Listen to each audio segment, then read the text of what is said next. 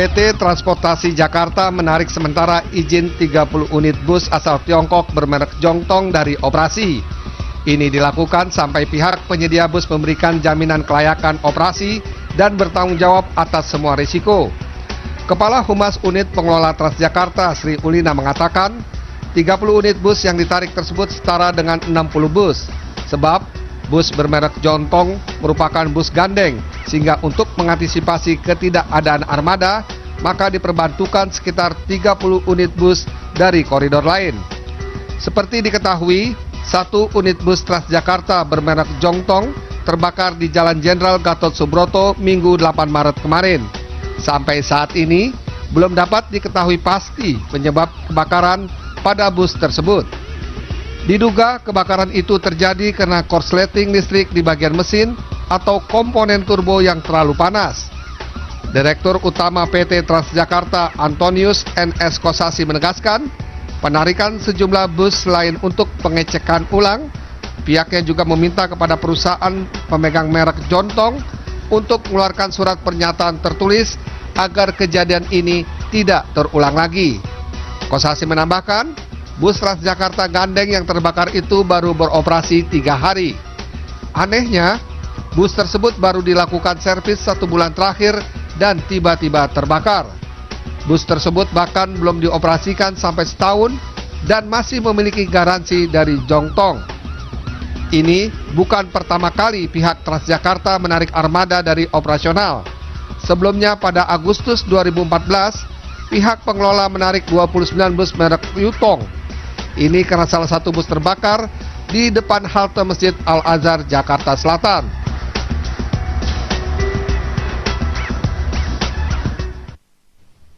Ya, halo selamat malam pemirsa, Opini Publik kembali hadir di hadapan Anda hari ini Senin 9 Maret 2015 bersama saya Muhammad Irsal.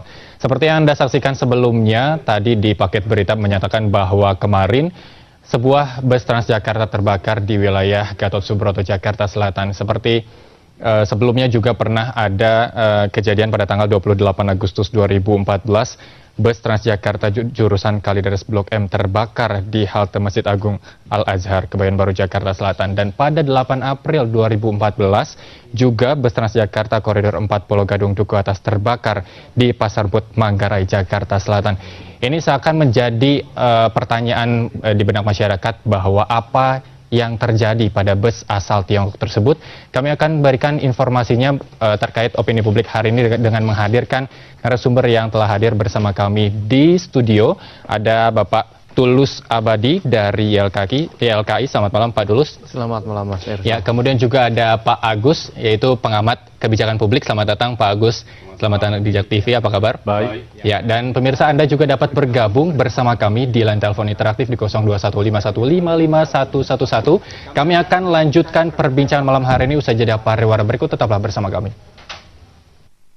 Ya, pemirsa Anda kembali bersama kami di Opini Publik masih memperbincangkan terkait bus Transjakarta yang minggu kemarin terbakar dan PT Transjakarta memutuskan untuk menarik 30 armada bus Transjakarta, dan seperti yang Anda ketahui tadi di segmen pertama bahwa 30 armada bus Transjakarta setara dengan 60 armada karena 30 bus Transjakarta merupakan bus gandeng. Kami akan memperbincangkan terkait apa yang salah dengan bis asal Tiongkok ini bersama narasumber yang tadi kami sudah berikan informasinya kepada Anda. Ada Pak Agus Pambagio selaku pengamat kebijakan publik dan Pak Tulus selaku YLKI. Pak Tulus, ini lagi-lagi bus Transjakarta terbakar. Kita lihat dari segi konsumen.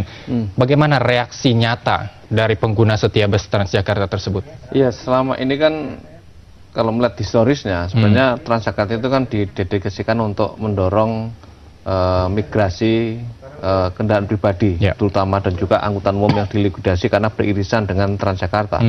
Nah, dari situ sebenarnya harusnya kepeminatan masyarakat Jakarta atau warga Jakarta itu sangat tinggi. Tapi buktinya sampai sekarang penumpang Transjakarta itu tidak lebih dari 350.000 orang per hari. Dibandingkan dengan jumlah koridor yang merupakan terpanjang di dunia, ini jauh sangat sedikit dibandingkan dengan jumlah koridor yang ada itu. Ataupun kalau dibandingkan dengan komuter lain, kereta komuter lain itu juga masih kalah, karena komuter lain itu penumpangnya bisa 600-an ribu per hari.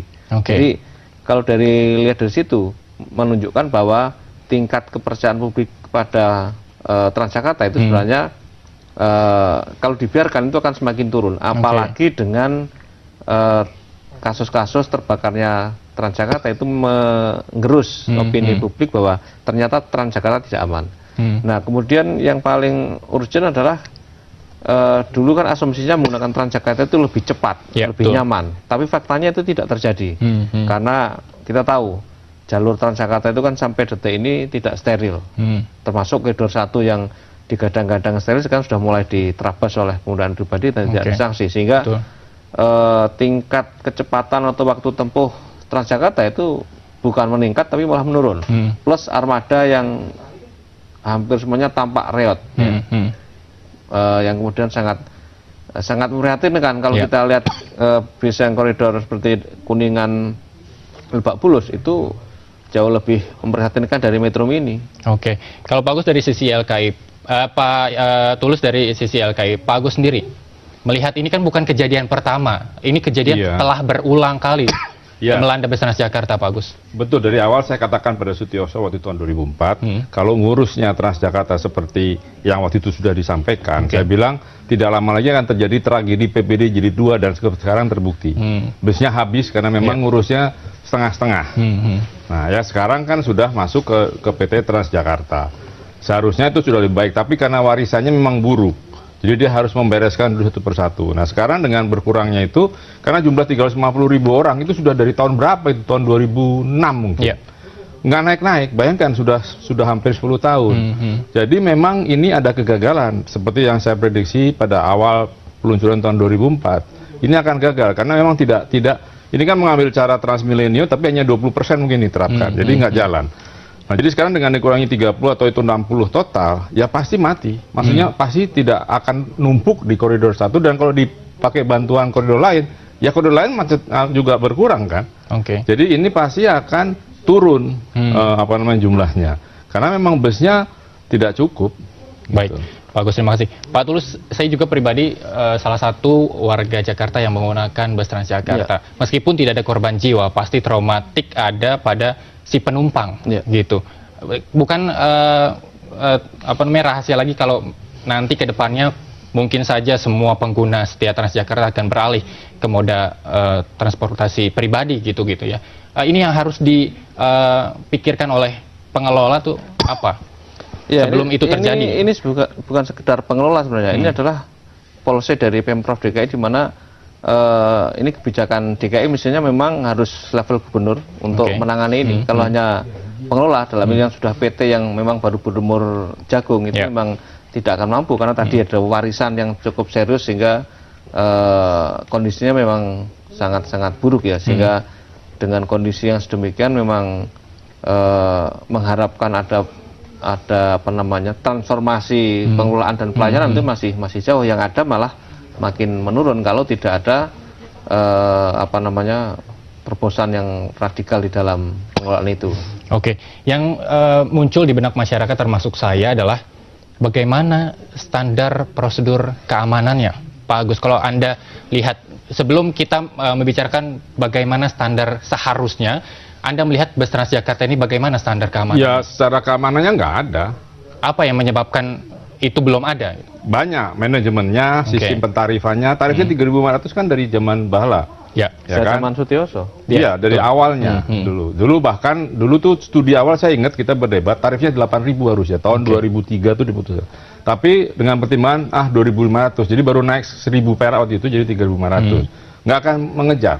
Pasti akan reot karena paling ditutupi dengan subsidi, tapi kan juga kemampuan Pemprov juga terbatas untuk ini. Kalau semuanya digelontorkan situ akan repot.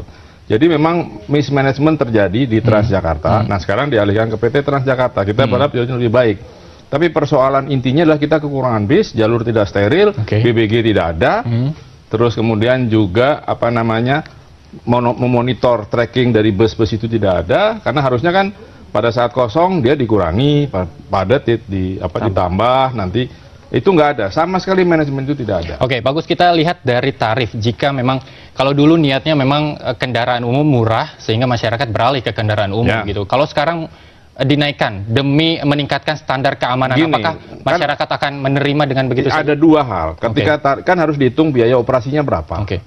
Kemudian keuntungan supaya dia bisa memaintain atau merawat si kendaraan ini. Tentu tinggal cuma dua pilihan, mau naikkan tarif beban pada masyarakat atau nambah subsidi, cuma dua itu.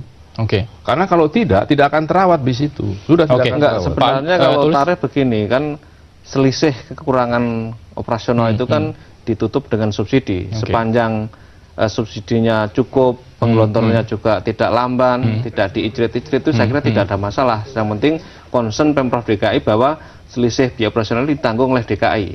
Nah, itu seberapa jauh kesanggupan itu. Tapi saya kira sampai detik ini memang masih cukup dipenuhi oleh DKI. Nah, justru yang jadi persoalan kan antara PT Transjakarta yang masih baru itu bersama konsorsium. Ini yang sampai sekarang belum ada titik temu sebenarnya antara rupiah per kilometer yang harus dibayar kepada konsorsium dan standar pelayanan minimal yang tidak ada. Jadi Transjakarta itu satu-satunya angkutan massal yang berbasis jalan raya, yang BRT sistem itu, Bus Rapid Transit, yang tidak mempunyai standar pelayanan minimal.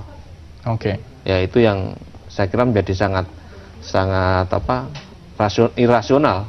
Baik, kalau kita dilihat dari kemampuan masyarakat Jakarta ataupun masyarakat pinggiran Jakarta yang juga menggunakan bus Transjakarta, kalau dari YLKI sendiri apakah sudah ada studi yang mengatakan bahwa jika memang tarif Transjakarta itu terpaksa dinaikkan guna mungkin keselamatan yang lebih meningkat atau segala macam, apakah masyarakat Jakarta tarif masih tidak akan boleh dikaitkan dengan keselamatan? Ya.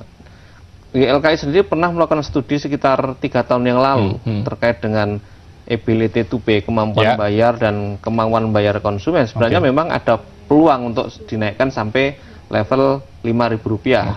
Ya, tapi kemudian waktu itu gubernur yang Pak Foke juga berani mengeksekusi itu, atau setidaknya menghilangkan tarif pagi. Tarif pagi itu yang 2.500 itu juga nggak dihilangkan.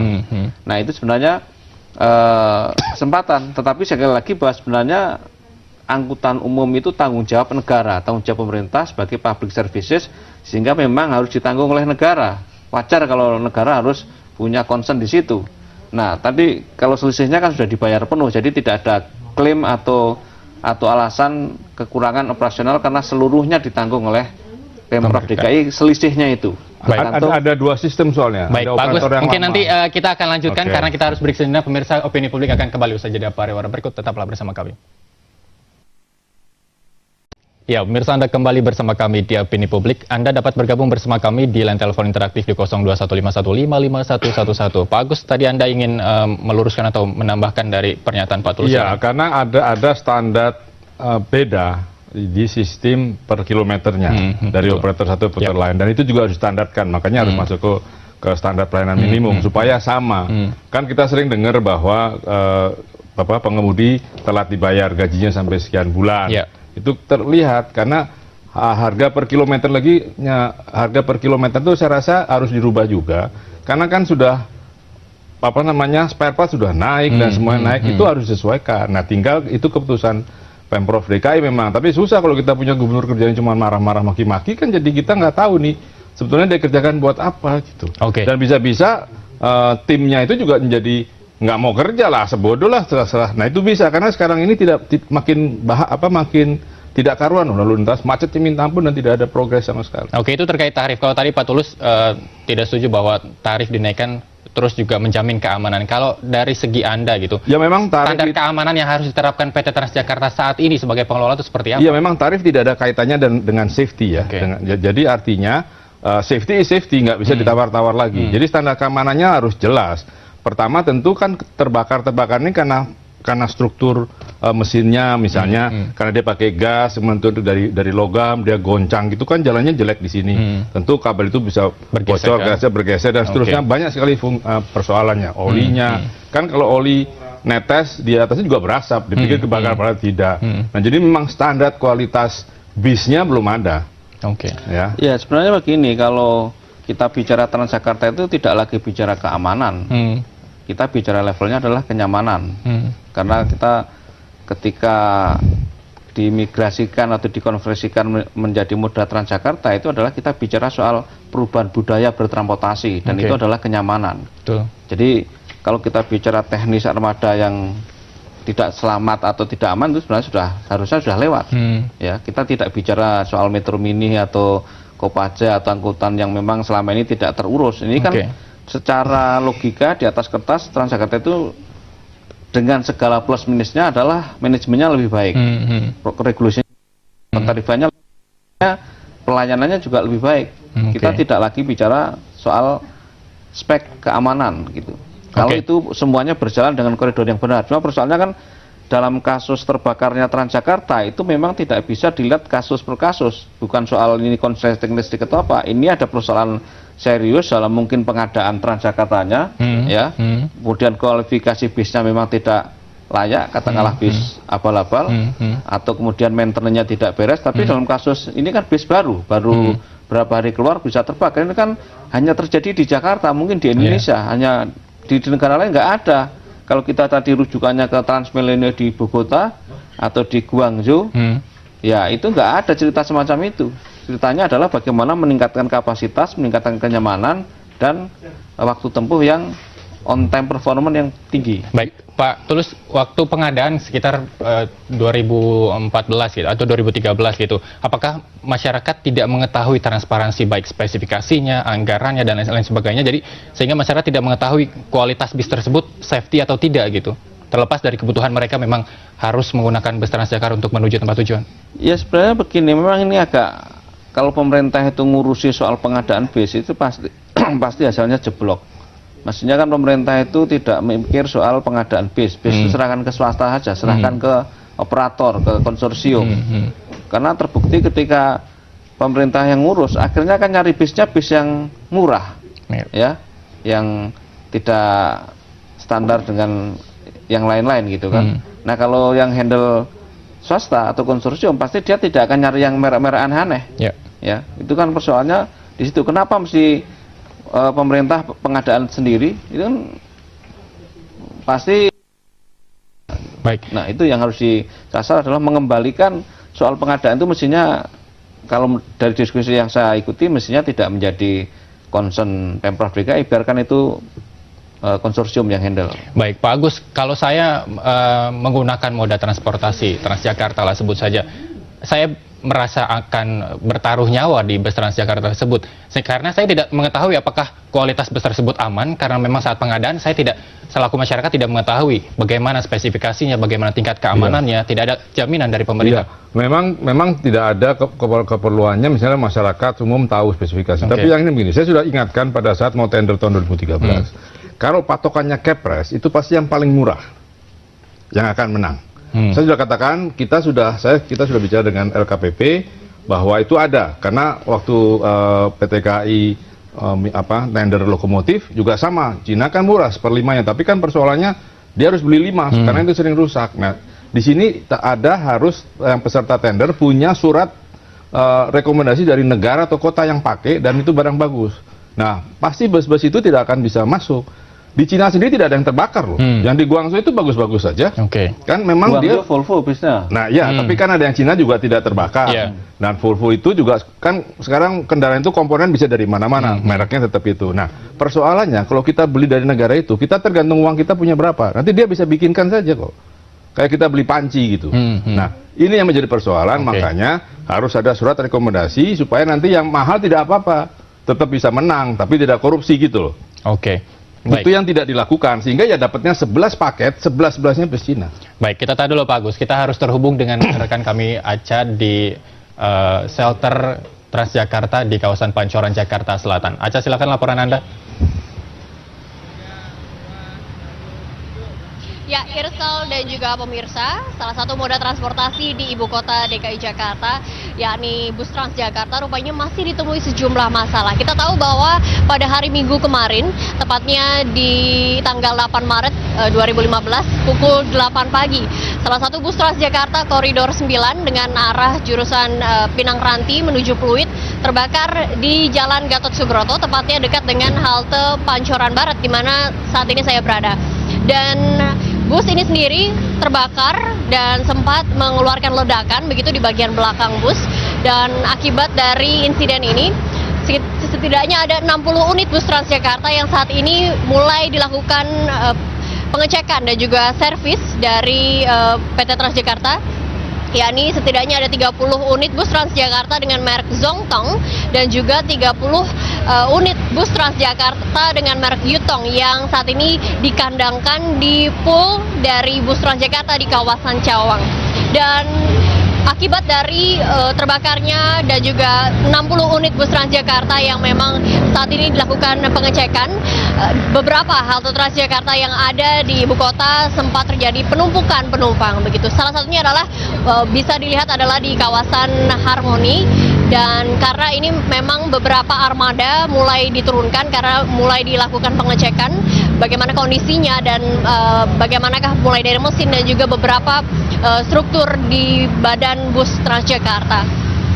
Dan pemirsa, Irsal, kita juga tahu tadi juga kami dapat informasikan juga bahwa tadi pada sekitar pukul 6 malam kami sempat mendatangi salah satu kantor bus Transjakarta, yakni di kawasan Cawang, di mana kami sempat mencoba untuk masuk dan melakukan peliputan serta wawancara. Namun sayangnya pihak pengamanan dan juga security menahan kami untuk bisa melakukan peliputan, dan diinformasikan juga memang awak media tidak diperbolehkan untuk masuk ke kawasan kantor dari PT Transjakarta pada hari ini. Dan kami sempat mencoba untuk menghubungi Direktur Utama dari PT Transjakarta, yakni Bapak Antonius Kosasih, dan beliau pun juga menyatakan bahwa baru dapat memberikan statement dan juga pernyataan kepada awak media pada hari Selasa atau esok hari, tepatnya pada pukul 1 siang di kantornya di kawasan Cawang. Dan permasalahan dari bus Transjakarta ini memang banyak dijumpai, terlebih dengan kasus terbakarnya bus Transjakarta. Kita mulai dapat hitung mungkin sejak tahun 2012 hingga 2014 saja ada tercatat 12 bus Transjakarta yang terbakar. Dan tidak hanya itu, bus Transjakarta lainnya juga sempat terjadi, yakni adalah bus gandeng Transjakarta sempat patah dan terbelah dua. Ini yang memang menjadi salah satu permasalahan yang harusnya dapat diamati dan dipantau begitu, tidak hanya dari PT Transjakarta saja namun juga dari pemerintah.